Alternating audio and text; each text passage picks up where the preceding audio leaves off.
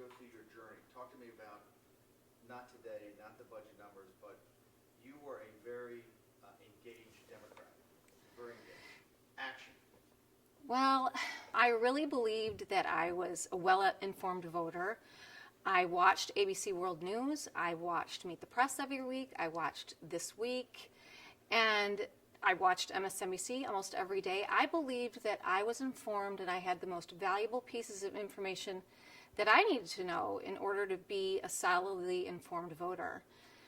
But as I've learned over the last several years, there was an enormous gulf that existed between me and a lot of valuable pieces of information that would have formed the way I voted. And I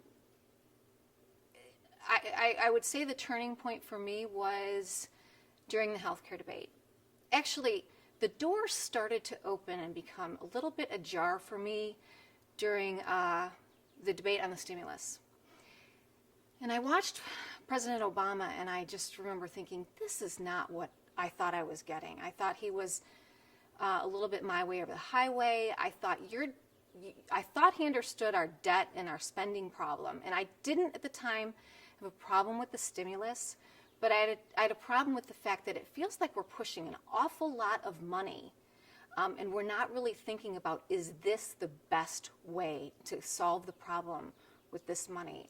Because I thought, this is a lot of money to just be spending to solve this problem. We better make sure we do it right. And I'm not an economist, but the way it was handled kind of opened that door a little bit for me already to kind of start thinking, but I was still a supporter.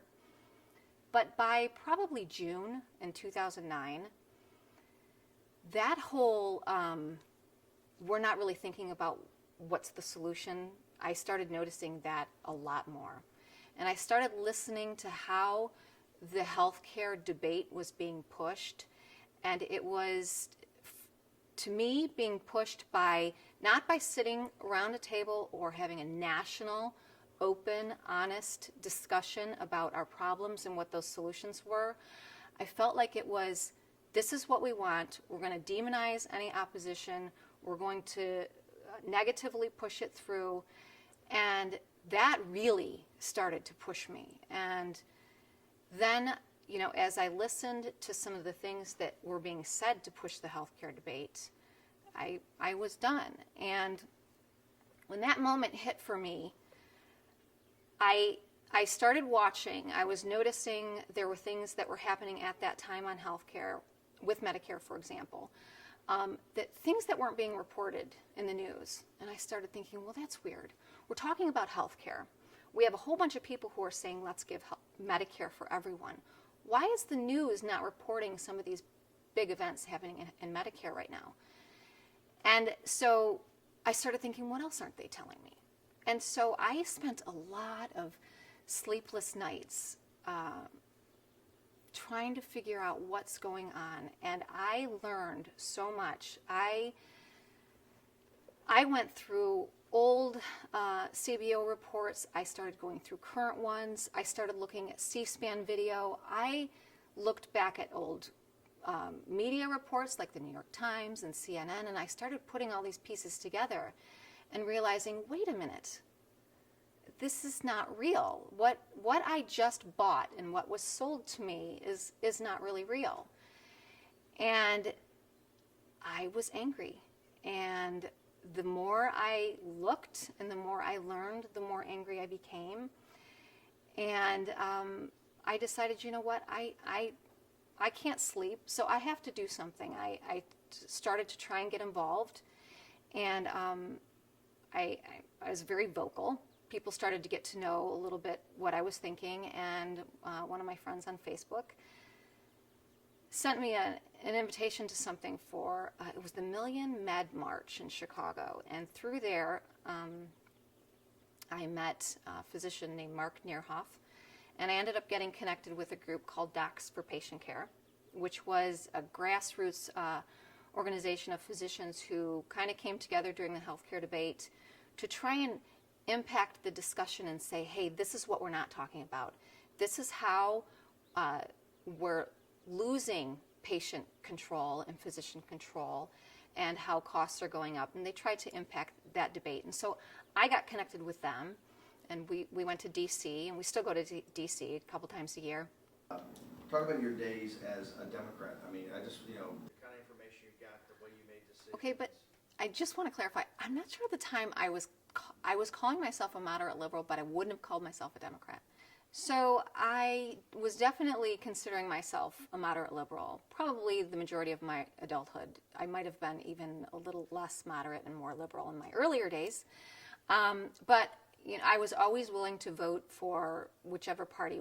My mom always told me, vote for the person, not the party. And I totally agree with that. I totally believed that. But I always happened to vote for Democrats. Probably in retrospect, a bit of that had to do with the social issues, or those issues that kind of get umbrellaed under social issues terms, which to me, those issues are really personal. They're issues that I don't feel are up for society to define and decide for me. So that was one of the reasons probably I tended to vote along with Democrats. But I believed I was always willing to vote with Republicans. And when John McCain won, I was willing to give him consideration, but I couldn't. Sarah Palin seems like a really nice lady, but for me, she didn't feel like presidential material, and then I just kind of started to really like Barack Obama toward the end of the campaign cycle. I really went into voting for him with this confidence, and I remember thinking, this is the first time I'm voting for a president without kind of holding my nose. I'm really excited to see this person lead this country. I was voting for him because, well, I call it the double D thing for me. It was debt and divisiveness, two of the things that I thought were the two worst things that can happen to a nation are crushing debt and brutal division. And here I saw this uniter. Here I saw somebody who really seemed like he understood that this debt trajectory is really not good for our country. And I thought, oh, he's going to be great. When he had his 2006 convention speech, and he said in that speech that there is not a blue America or a red America, there is not a liberal America or a conservative America, there is the United States of America. That was so great to me. And I'm visioning, great, finally, we can have liberals be free to live and act and be as liberals wish to be. And we can have conservatives free to live and act and be as conservatives wish to be. And these conservatives in the conservative states and these liberals in the liberal states can be united together in the promise of freedom. We're states united. And what I have seen, though, under Mr. Obama's presidency, though, is, it's really hard to feel united and feel love for someone when you feel like they're trying to take away your freedoms and your rights. That's very hard. It's a hard place to be. And this president, as a leader to me, has essentially demagogued and criticized conservatives and conservatism. And so you can't do that to a very large group of people and expect to be united in a nation.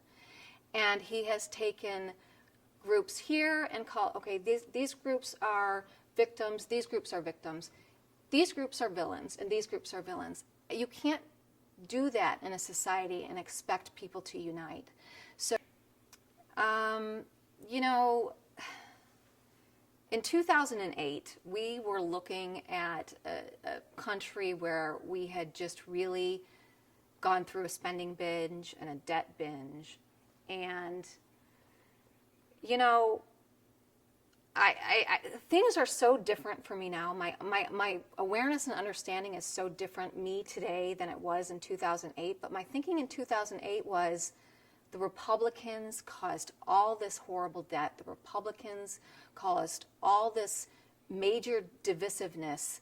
And I remember when Bill Clinton was president, and it wasn't like that.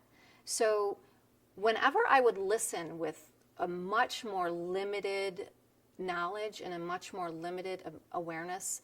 Again, I go back to, I had no idea of the giant gulf that existed between me and a lot of very valuable pieces of information that would have swayed the way I voted. So in 2008, when I was listening from a completely different perspective than I listen to now. I had much less information. I had much less knowledge.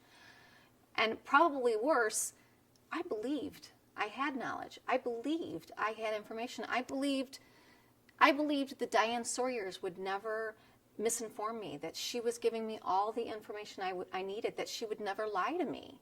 I believed that, and so the information that I did consume, I believed. And I am quite vocal, and I am always eager and willing to get engaged, and I was definitely someone then who would process facts. I wanted to process facts. I wanted to be an educated voter. And when my conservative friends would say, hey, Barack Obama is this, hey, you better think about this, he's that, and I would say, but there's no evidence. I get what you're saying, but there's no proof. And what he's saying to me, the image that I'm getting from him is that he's a uniter. He seems like he cares about our debt. He thinks that all this debt that we've had is bad.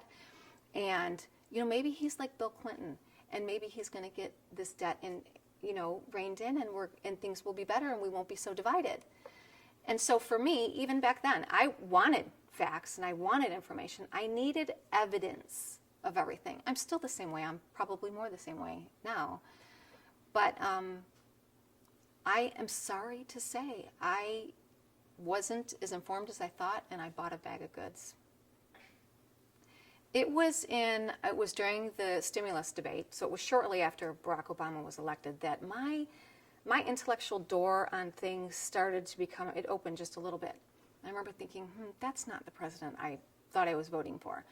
I felt like they were taking an awful lot of money. And, I can't say even to this day whether or not it was good or bad to do. I really can't speak to that. I'm not an economist. But what I can say is, if a president understands that we are in a situation of crushing debt, heading for a debt crisis, we better be very cautious and very certain we know what we're doing with our money. And so at that time, as I was watching that stimulus debate, I'm questioning already. This is a lot of money to not be taking extraordinarily seriously to make sure that we get the very best bang for our buck. And now when I see that I don't know if you've seen it, but there's a little clip of Barack Obama chuckling about how shovel ready wasn't quite shovel ready, and he's chuckling. And I think that is tragic. That is billions of taxpayer dollars that people care about. So that was the beginning for me, but I was still a supporter. I was still a supporter in probably the first month or two of the healthcare debate. And as that debate continued on, I was becoming dismayed, and I was listening to what I thought was a situation where, again, we've got big problems to solve in healthcare. And so we need to come together and talk about the problems and the rational solutions. And what I got from him was someone who just demagogued. I felt like this wasn't about solving cost problems in healthcare. This wasn't about really digging in and understanding them and solving them. This was about pushing something through that was already pretty much decided. And he kind of said that several times. The time for discussion is over. And any time, for me, a leader is going to say that, I'm very concerned. Because in a republic or a democracy, whatever you want to call it, the time for discussion is never over. And here we are, 2 years now after the healthcare bill became law, and we have to discuss it because it's a monstrosity and it's going to do real damage, and the majority of Americans don't like it. So that kind of rhetoric just turned me off. And I remember it was one of his I think it was he was speaking to Congress, and I don't remember exactly what he said. Some of what he said was this sort of do as I say, not as I do thing. He said that a lot, and I want to say it was June of 2009. And I remember getting on Facebook and typing my status saying, I am done with this precedent. And all my conservative friends were, yay, good, welcome. And my liberal friends, oh no, don't give up yet. And I was done then, I'm done now. You know, I don't know. Again, I'm not an economist. I don't know what was wrong exactly with the stimulus debate. I'm in favor of elements of Planned Parenthood, but did I think it was going to really stimulate jobs? And maybe on some really small level, it does. But for me, as I was listening to the debate, I was not hearing, let's find the single best ways to create good jobs, to create good growth with this money. So for me, I can't say. I'm not an economist, and economists themselves disagree. So really, who really knows? All I know is that if you're going to be a leader, what I want to see is somebody who takes a rational approach to these really big problems and tries to come up with the best and most solid solutions. And maybe it's just my gut. I didn't feel, as I was listening to the discussions happening, I didn't feel like what I was hearing was reassuring. I didn't feel like I was hearing that, these people are really looking for the biggest bang for these taxpayer dollars. In particular, I wanted that at a time when we already know we're heading, we have huge crushing debt and we're heading for a fiscal crisis. You better take this money very, very, very seriously. And you know what? I just didn't get that feeling. I got the feeling it was politics. Politics with a lot of taxpayer money. And that's not what I elected. Well, I definitely didn't have an understanding of the political milieu of politics in Chicago. Listen, I lived in Chicago, and at the time I didn't have kids, and I went out to my restaurants. My husband and I went to work every day. We came home, we hung out. I didn't really get into the politics, but I can say, and I'm from Michigan, so this is new to me. It was new to me. But I had been living here, gosh, when was Rod Blagojevich reelected? I had been living here a couple years, I think. And I hadn't been living here all that long, but I knew he was a corrupt criminal. Everybody knew he was a corrupt criminal. Yeah, and yet the state reelected him. I didn't vote for him. At least I've got that going for me. But I didn't know. I knew that he was a corrupt criminal, but I still don't know that I know everything about Illinois politics and everything about Chicago politics and how corrupt it is. I think I'm getting an idea, and I don't even know what to do with that information. Right now it's on the national level for me, so I'm scrambling to try and impact our nation, and maybe I'll get to Illinois after that. Well, as I kind of came to this understanding that the media was completely derelict in helping me learn a lot of valuable things, quite frankly, I haven't slept really in, 2.5 years because of what I call as my political tsunami, learning all this stuff. But initially, I can say that, I was just searching. I was going through, trying to read as many old reports, trying to look at C-SPAN, looking through CBO. You can go through way old CBO reports. It's really quite fabulous. And I started to gather information, and I kept everything. Like and I started posting it on Facebook. I started to look at what the CBO said here, and I'd post the statement, and I'd post the report. And I was kind of just researching and keeping all my research.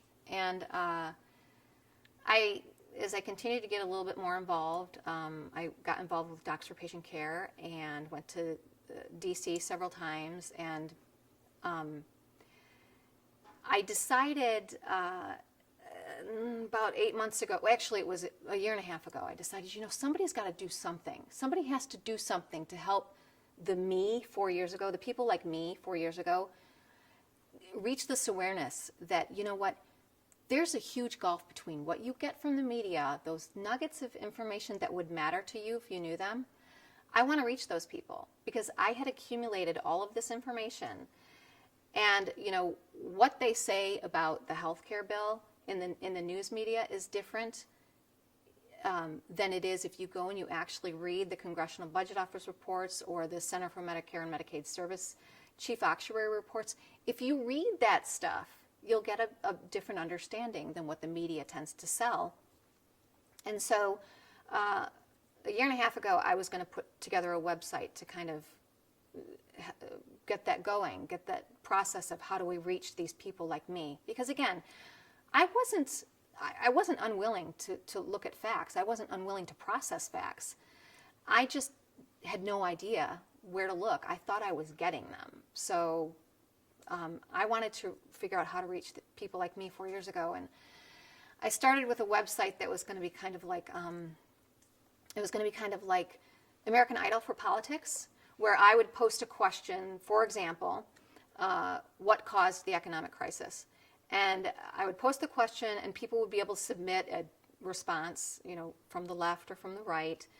And then it would always have to be fact checked. And to me, that was a fun way to get people looking at facts. Okay, but you have to bring your facts in and other people get to consume those facts.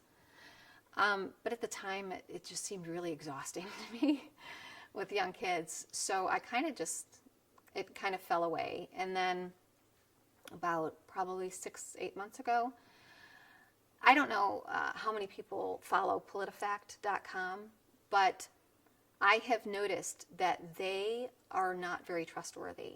And I had found them contradicting themselves several times, and I have noticed that they're very arbitrary in their truth ratings. So, for example, somebody might say something, and the actual facts of the matter might be false, but they'll say, but we'll give them this to give them mostly true or half true. And somebody else might say something that the facts are actually all true, but they'll find some sort of spin to say, yeah, but we'll give them that because of this. It's all very arbitrary. And I was getting really distressed by this because you can't even trust the fact checkers. So where are we going to go if we can't even trust the fact checkers? And one night, I was on PolitiFact.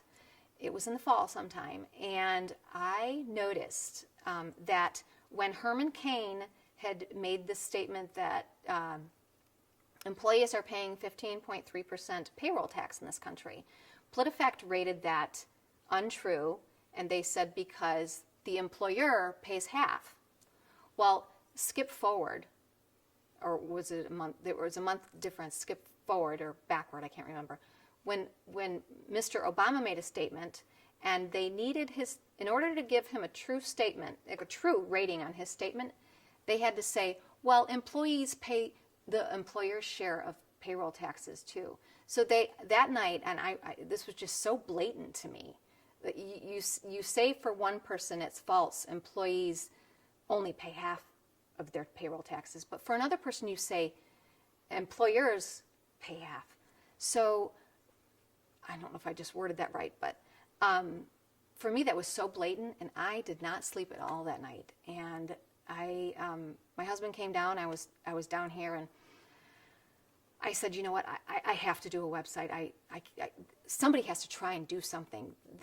These are the fact checkers, and people are probably doing like what I would have done 4 years ago, perusing it, and they're engaging only slightly enough to be misinformed.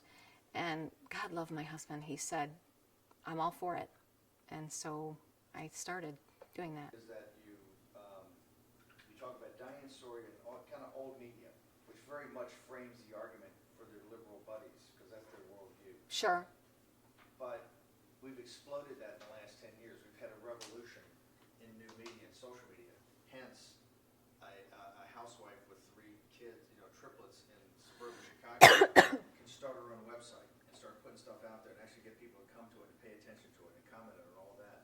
And that's one example. But there's, dozens and dozens and dozens of examples of major sites that have come up around Matt Drudge and guys like Andrew Breitbart, et cetera, that have thousands or tens of thousands of people like yourself posting every day and putting that stuff up. You haven't been part of that revolution at all? I'm not. You actually started VoteFacts or votefact.org, and you've never really been to the conservative sites? Your head's going to blow up when you start going. Here's my point. There's literally millions of people like you that now go to these sites, and they're in active discussion, and they're just kind of talking to each other, and that's what's caused this revolution. I mean, it's not the Republican Party. The Republican Party is completely... I didn't know there was this revolution.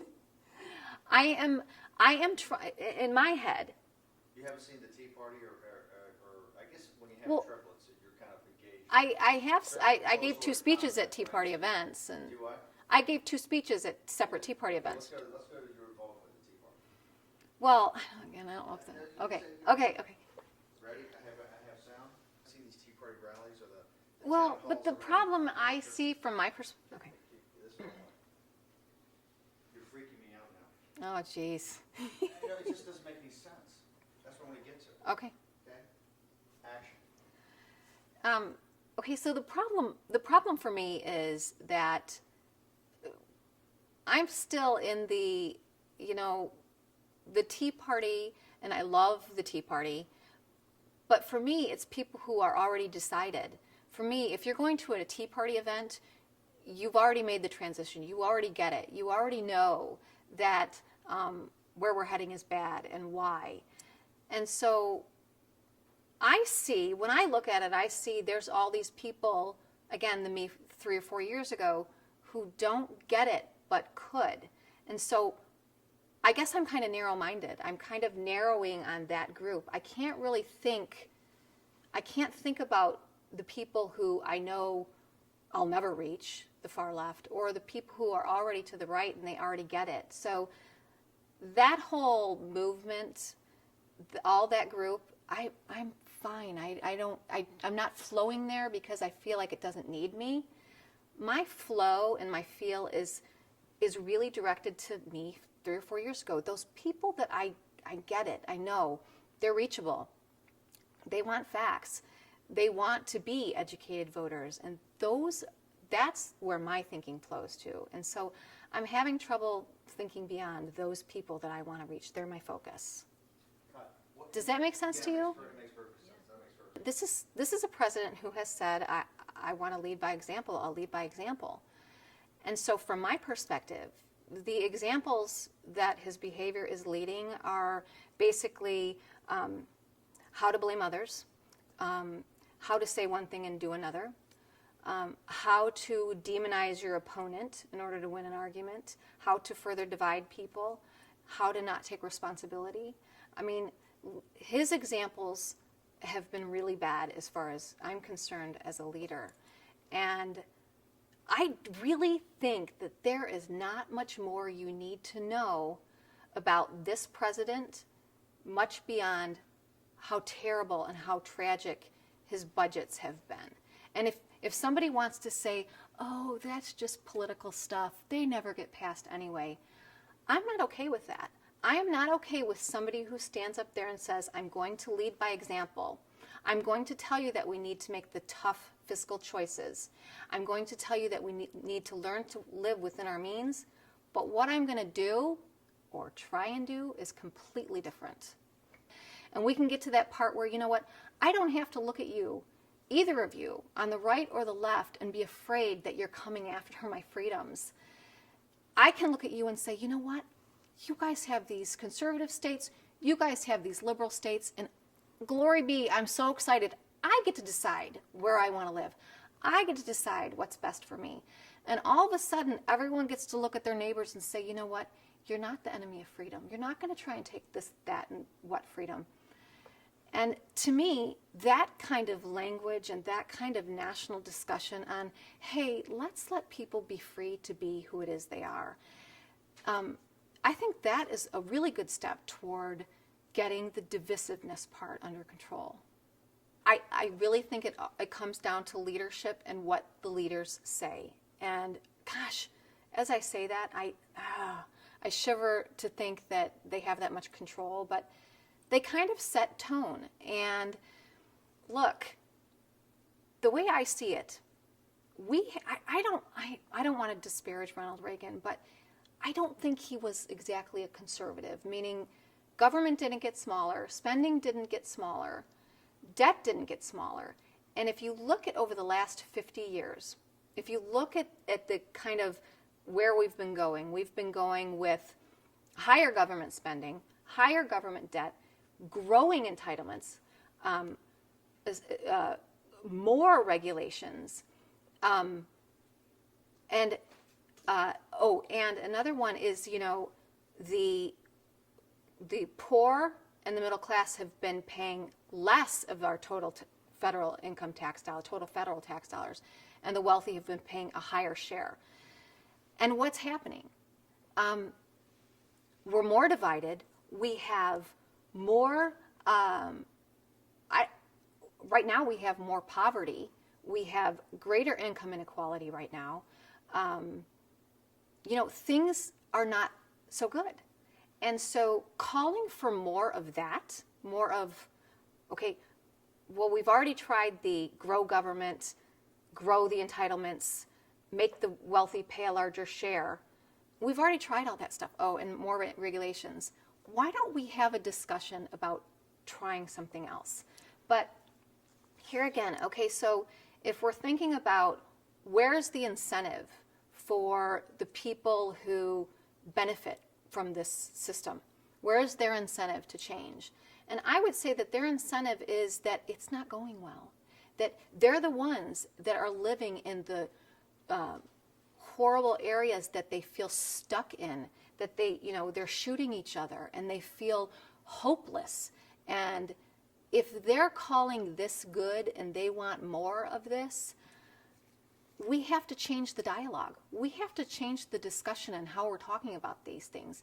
We have to start by helping everyone understand you're way more empowered than you believe.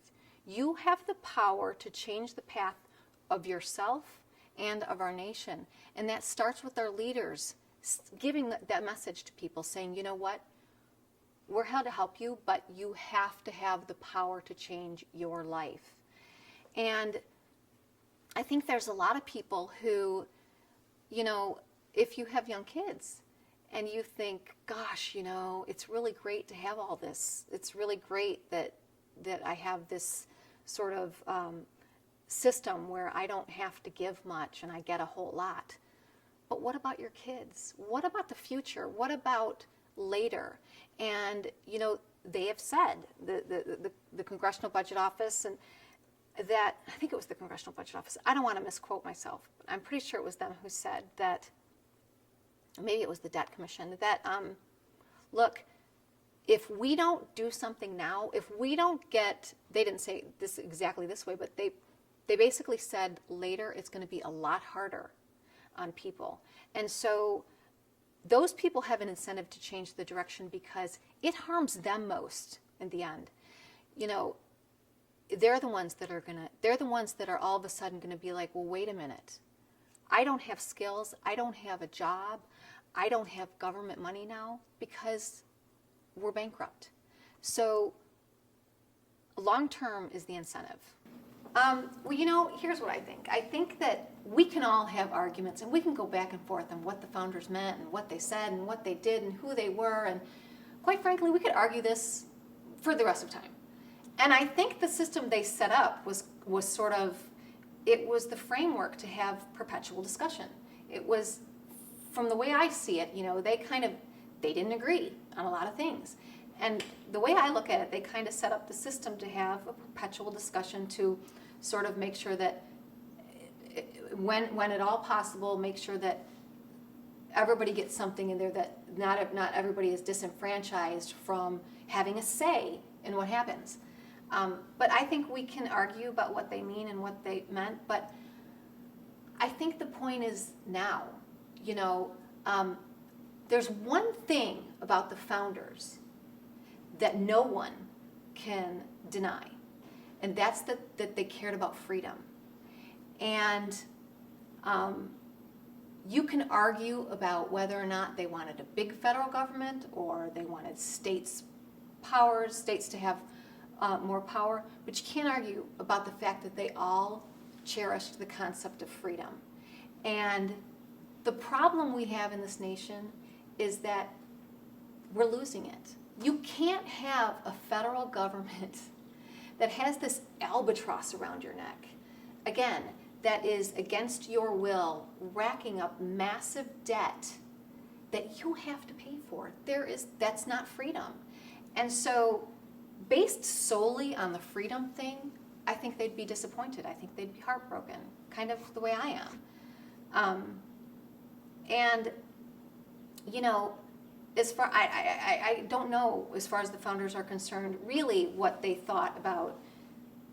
I mean, I kind of have an idea, but again, I think you can get into these debates and everybody can have their opinion, but I don't think it matters so much about whether or not the federal government is the most powerful or whether or not the states have the power.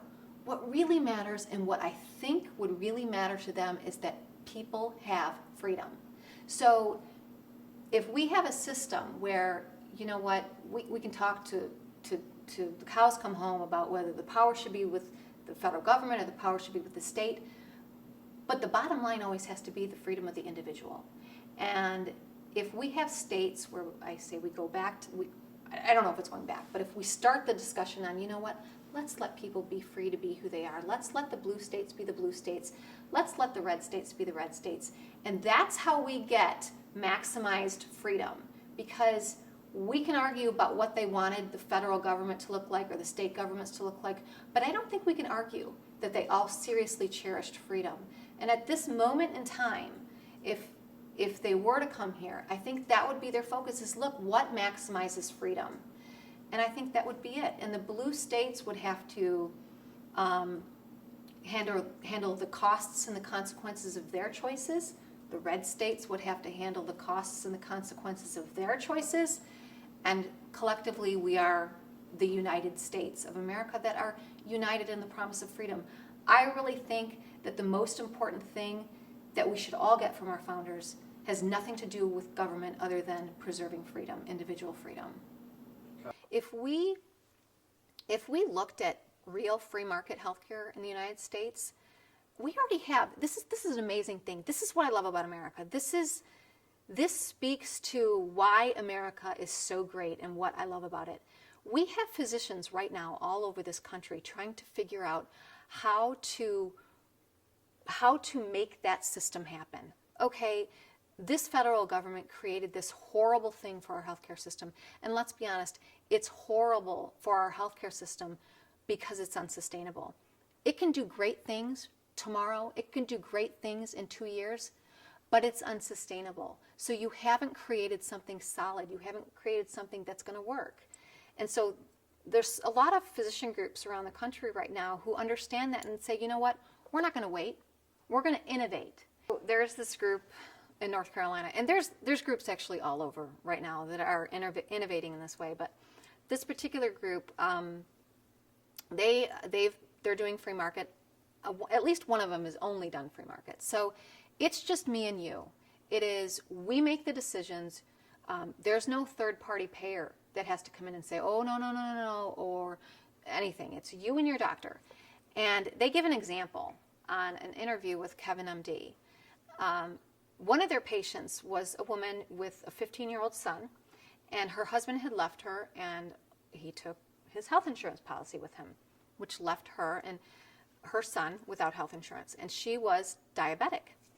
And I think it was her first year of not being insured, she spent $5,500, it was either $5,000 or $5,500 on her health care. She worked like 2 jobs to meet that need. And then she found this group, and she, in a year, spent $450 on her health care and had better health outcomes. And they do this because it's just them. It's just, there's not all the entanglements that end up costing a whole lot of money. And there's a group, Epiphany Healthcare in Florida, Southern Florida. They're in Docs for Patient Care. They're doing the same thing. And they're getting buy-in from specialists. So, their thing can include your mammogram, your annual mammogram. You can get an annual mammogram, like, affordable to you. And if that had been the direction of our healthcare system, where, look, we all need to be honest, it is true that, well, I don't even know if I want to say that that's true. We need to rein in spending only because everybody's putting in too much of their income into healthcare. But here's my thing. If we need to rein in spending, that means somebody needs to decide whether or not a product is worth the money in healthcare. And I guarantee you, if you ask most people, they will tell you, I want to decide if it's worth this money or not. Not the government's going to tell me if it's worth this money. And if they say it's not, I don't get it. So I think if we'd looked into a system like that, but the problem is, the way I see it, the discussion, the law, all of it, it had nothing to do with healthcare. It had nothing to do with understanding our problems and solving our problems. It had everything to do, in my opinion, with expanding the power of government. And you look at the most recent with the birth control issue, and I don't have any problem with birth control from a moral perspective. I don't have any problem with the morning after pill from a moral perspective. But from a freedom and a financial perspective, I kind of watched that and I thought, you know what? First of all, as a woman, I'm saddened that there's grown women out there who, to me, on the one hand, feminism and being a strong woman has to include being able to take care of yourself and meet your own needs. It seems a little bit contradictory. Okay, we're saying to men, you better treat me equal, but you better treat me different. And so from a woman's perspective, this makes me sad to see grown women out there saying, I can't do it. I can't meet this $15 a month payment for my birth control. And so I don't have a right to it. You're impeding my right if you don't collectively pay for it. Because even if it's through health insurance, we're collectively paying for it because every time the government mandates that we get something through a health insurance policy, those policies go up in cost to all of us. So for me, okay, if we had taken out a lot of those things and said, okay, you know what, you can afford your $15 a month for your birth control. You should be able to manage your own budget. If we started having a little bit of that dialogue instead of everyone is not getting what they need because other people aren't paying for it. But if we had started to take the government mandates out and started saying, you know what, we want to make it so it's affordable to you personally. Let's start there. Let's start by saying, let's make it so that you can afford to buy it yourself. If we had gone that route and left the insurance policies to cover catastrophic coverage, to cover big hospital events, then those policies could have been more affordable to you because they all of a sudden dropped way down. And so I don't think this had anything to do with healthcare, quite frankly. And it has everything, this healthcare law has everything to do with our future and our federal debt, our freedom, the dialogue that we're having, the divisiveness, because the more we have this notion of you're to blame because you aren't willing to pay for this for me, it's a dangerous place to be going, and it's scary. Action. Honestly, I don't think that my one vote for Barack Obama changed the trajectory of our nation. I certainly wish I hadn't voted for him, but I know why I did. And it's that information, the why I did, that makes me want to push forward and open people's eyes and get people to understand, know this. It's the why I voted for Barack Obama that keeps me up. It's the why I voted for Barack Obama that pushes me forward and really gets me to, I want to get out there. I need to help people understand. But I guess I can't feel guilty about it, but it's created an awareness in me that makes me want to get out there and get forward and get moving and get educating. During the campaign, and I know Barack Obama said a lot of things, and I guarantee you that somebody could find something in the media where they say, look, he said this and I missed it. So let's just put that out there right now. But what I heard, and actually what I have video of him saying, is that he's not a supporter of single payer. Now, later, probably in the summer of 2009, when I was really trying to figure out what is going on, why is this not adding up, I stumbled upon the video of Barack Obama saying, single payer health care. That's what I'd like to see, but first we've got to take back the White House, the Senate, and the House of Representatives. And I saw that, and I remember thinking, what? Why didn't I have that information multiple times in our media? And you know, I'm not trying to blame our media for my lack of information, because it's definitely not their fault, but they're not helping Americans. And that's what I'm trying to help people understand, is you need to think beyond what you're hearing. You need to look beyond what you're hearing. And so that moment for me, when I saw that, is when I started to think, this is about single payer. This is about, and then I remembered him saying on the campaign trail, well, if I had to do it over again, I'd do single payer. And as I watched it go through, and I'm thinking to myself, no rational, reasonable person would do this when it's clearly unsustainable and going to fail. And that's when I thought, you know what? That's what it's supposed to do. It's supposed to not work. And when it doesn't work, they'll blame the free market. They'll blame capitalism. They'll blame something other than the government. They'll create this dialogue in our nation about how you've been wronged and the government's going to save you. And they're going to save you by completely taking over your health care. And quite frankly, that was solidified to me during the birth control debate. That was all about demagoguing, and that was all about control. It had nothing to do with birth control. That's all it was about. And I really think that's what's happening. Kat, is there anything we haven't asked you? Anything I haven't gotten out of you? Anything you want to say? Yes. I don't have it memorized, but yes. Okay. Barack Obama and liberalism have both lost me for good. But as I say goodbye, and no thank you to both of them, I feel like I am taking with me some really valuable and powerful pieces. I have learned that I love the United States of America a great deal, and I will go to great lengths to protect the freedom that flows through the fabric of its foundation. And I have learned that I will not sit back and quietly witness this nation being ripped apart by the threats of debt and interdivision. It feels to me as if America is involved in some sort of national freedom-stealing war. You took mine, so I'll take yours. But what I want to say to my friends on both sides of the political aisle is that I will stand by each of you whenever your liberties to live and feel and be as you wish to live and feel and be are being threatened by others.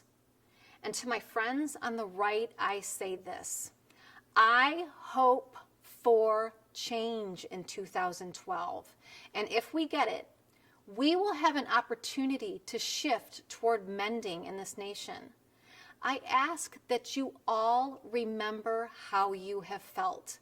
I ask both sides to remember to be the change you want to see.